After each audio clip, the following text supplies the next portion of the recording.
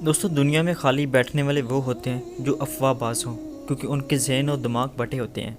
آدمی کا بیکار بیٹھنا نہایت خطرناک ہے۔ اس کا ذہن شیطان کا مسکن بن جاتا ہے۔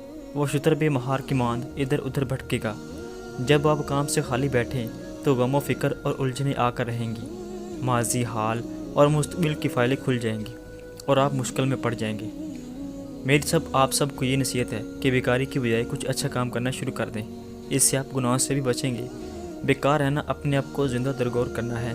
سکون کا کیپسول لے کر خود خوشی کرنا ہے۔ آرام طلبی غفلت کا نام ہے اور فرصت ایک پیشہ ور چور ہے۔ اس حالت میں آپ کی عقل محوم جنگوں کا شکار ہو جائے گی۔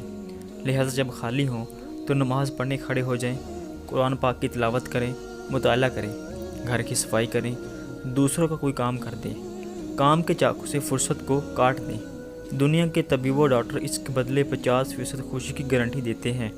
کسانوں اور مزدوروں کو دیکھیں کہ وہ کس طرح چڑیوں کی طرح مستی سے گاتے اور خوش رہتے ہیں، جبکہ آپ بستر پر پڑے آنسو پوچھتے رہتے ہیں کیونکہ بیکاری نے آپ کو ڈس لیا ہے۔ دوستو، خالی رہنے سے بہتر ہے کہ ہم اللہ کی بات کر لیں تاکہ ہمیں کچھ نہ کچھ تو فائدہ ضرور پہنچے۔ اس سے ہم گناہوں سے تو پاک ہو جائیں گے۔ امید ہے آپ کو ویڈیو پسند آئی ہو۔ اگر ویڈیو پسند آئی ہو تو ویڈیو کو لائک ضرور کر دیں اور اس کو شیئر ضرور کر دیں۔ اللہ حافظ۔